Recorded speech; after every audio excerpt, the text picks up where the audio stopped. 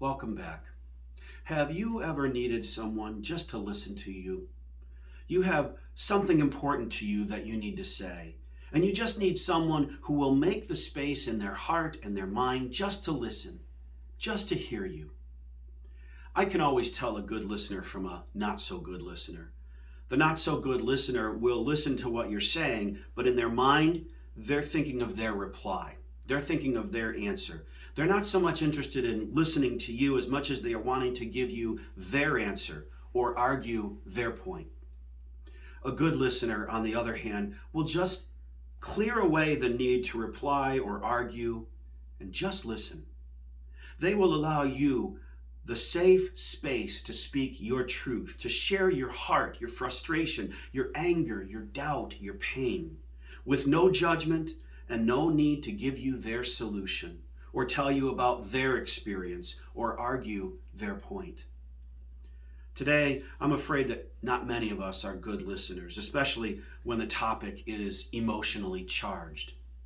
We've become a society that shouts over those with whom we don't see eye to eye.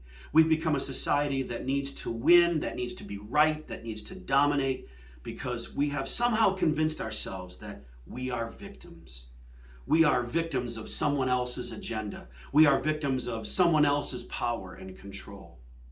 We've become a society that talks at each other and not with each other. The problem is that we spend so much time talking that no one is listening. We spend so much time shouting our truth that no one is listening to the other's truth. And all that is getting us is more frustrated, more angry, more violent. It's time we began to lay ourselves aside. The next line of the prayer of St. Francis says, "Let me not so much seek to be understood as to understand." In other words, when we pray that prayer, we are praying that we will spend a lot more time listening than speaking. That we will be open to the possibility that ours is not the only truth. That we might just be wrong or misled in what we believe to be true. That maybe the person with whom we don't see eye to eye is just as scared, just as frustrated, just as wounded, just as human as you and me. The Apostle Paul, in his letter to the Romans, writes, "Honor one another above yourselves." One of the ways we honor the other person above ourselves is to treat them with dignity and respect. That goes not just for people with whom we get along, but with whom we don't get along, with whom we don't agree.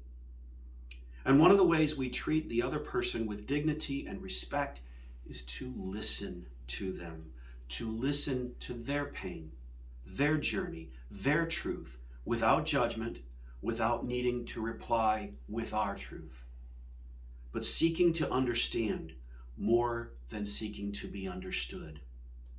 This is how we become instruments of God's peace.